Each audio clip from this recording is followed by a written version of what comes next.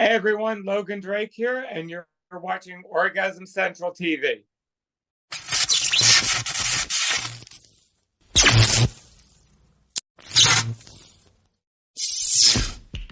How did you get started in this industry? Well, I'm going on almost 30 years now, so brain's a little fuzzy about how things started, and it's evolved so much over the years. But essentially, I started at a time when you could post a few lingerie pictures and make money. So it's a lot different than it is now, where you've got multiple platforms and all these ways to monetize. Back then, it was, just throw stuff out there and people sent you money. Um, Basically, I started with my wife at the time, and we just posted some content of us and didn't think it was going to go anywhere, but went away for the weekend, came back to find it made a quite a bit of money in 2 days. And we said, hey, maybe we could do this and, have some fun while we're at it. That basically evolved to us hiring models and expanding production to the point where I'm at now, where, I'm shooting sometimes 2, 3 times a week and, at my computer 12, 13 hours a day. Well, dream fucking come true. Absolutely. Probably everyone's dream. I don't think people dream about 12 hours behind a computer, but definitely the shooting 2 or 3 times a week is appealing to most people. And I kind of think that's my niche too, is, that I'm the average guy.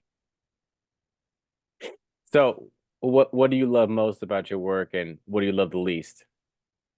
Well, the most is probably going to be a successful shoot. That's always the highlight for me. I love production. I love the creativity and, being able to connect with other creators and produce something fun and beautiful. What I hate the least, probably the drama and the attitudes from that you get sometimes from people in the industry. That's always not a fun part of the day. And then you have the in between, which is, working on editing. Sometimes it's tedious, but it's always rewarding because in the end, it helps get a good product out there. Oh yeah, I know about the editing. Like I'm a creator myself. I've done edits for like, I don't know, hours and hours on end, and it's just exhausting, but it's just when you finally get that final edit, you just get a shot of adrenaline right to your brain. Is the Yeah, best. absolutely. It's that feeling of accomplishment, like, okay, I've got something good that the fans are going to like. I get that same feeling if I'm get through a shoot and I'm really happy with the results. Like if I've got a good connection with my co-performer, we, shoot something that's fun and interesting. I try to keep my content a little lighthearted. So if I finish with the scene and I know it's going to generate some laughs and excitement, I'm happy. So, what was your favorite scene to shoot? Hmm. There's been so many that I don't think I can target it down to one specific scene. Um, how about if I answer by telling you which series that I like shooting the best? So I've been doing I do a lot of gender swap. Those are probably the weirdest things I have ever shot in terms of, trying to perform, because you're essentially trading places with another person and trying to mimic their personality. Uh-huh. And, think of it as Freaky Friday with porn, where you're swapping bodies. And, that's a blast because I'll do that with a female performer and we trade places. And we get so silly with it that we even change clothes. So the last one I did, I was in full fishnet pantyhose, wearing a full dress. Did not do the high heels because they didn't fit me, but and then I had the model wearing my jeans and t-shirt, and it was fun. We do stuff like that. I've got my Cheating Neighborhood series, which is a lot of fun. It's basically everyone in the neighborhood is cheating with everyone else, and we just keep adding characters and bringing new people into it. That's been a blast.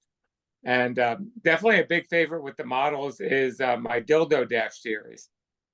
Um, exactly what you think it is. It's a spoof on DoorDash, but with dildos. So, I show up with a bag full of dildos and the girls go to town with them.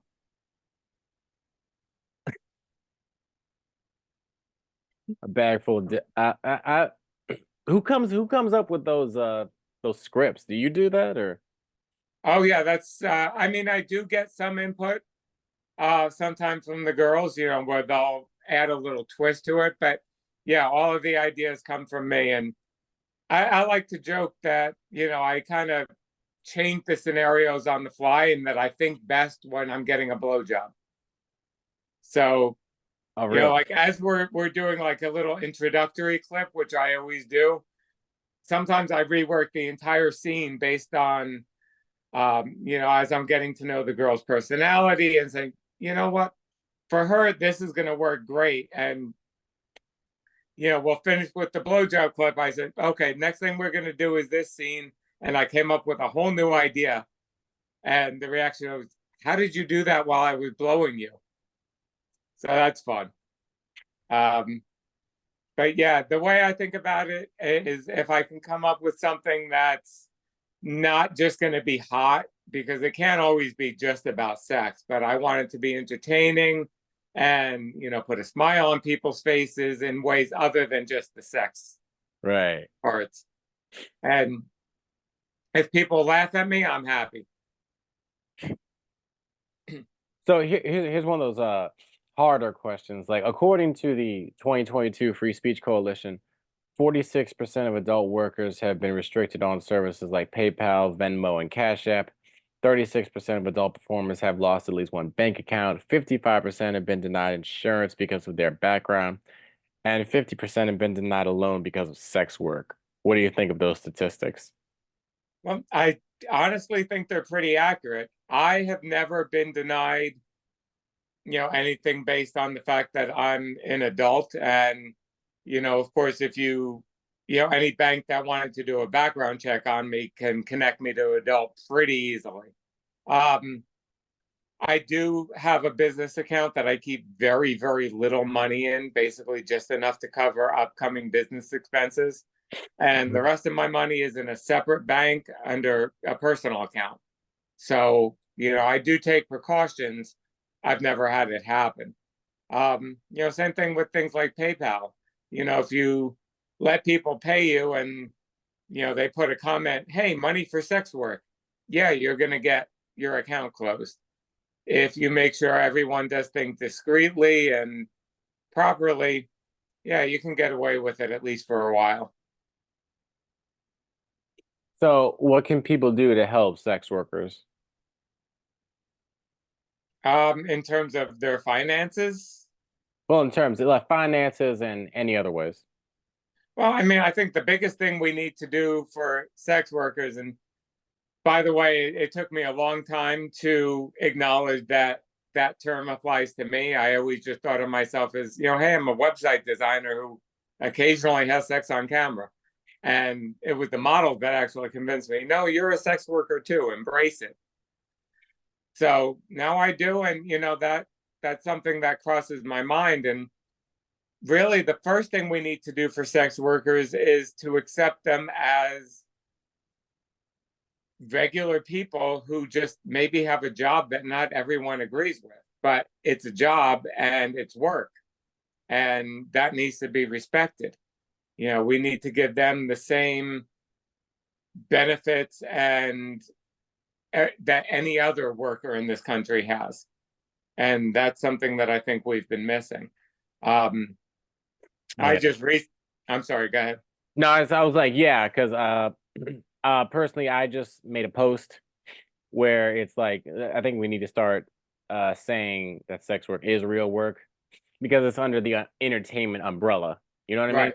Because you wouldn't say Hollywood actors aren't real workers. Now, I've actually made that comparison. I mean, obviously, I'm not getting paid everything that a Hollywood actor does or, anything like that. But, people ask me, aren't you worried that what you do for a living is wrong. Like, no, I'm an actor. I'm just an actor that happens to have sex while he's acting. And most of my acting is done without any clothes on. But other than that, I'm still just an actor. And I had a situation recently where a former friend who shall go nameless decided to out me to all my vanilla friends. I play a game called Magic, uh, fantasy card game. Called the owner of the store that I play at, called all the friends that I play the game with, said, "Oh yeah, he's a porn star. You got to stay away from him. Got to ban him from the store." They said, "Hey, you're still a cool dude. We'll play Magic with you." So I think it's not as stigmatized as it was, but we've still got a long way to go. Right. So what makes you stand out in this industry?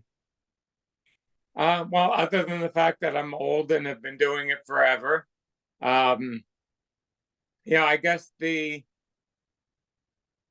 personality I try to add to the content. So, you've got a couple different classes in the industry. The way I look at it, you've got, the professional studios that, kind of do these elaborate sets, and, they're what I guess you would label as mainstream.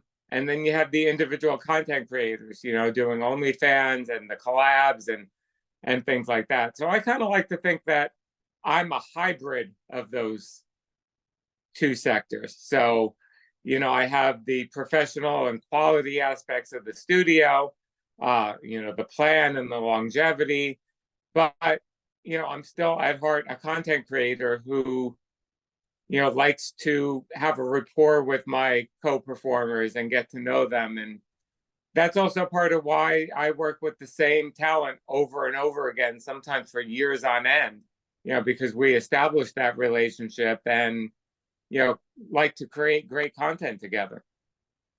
Right. Yeah, and that's always good to establish that relationship in any industry. Absolutely. So where do you see yourself in like 5 to 10 years?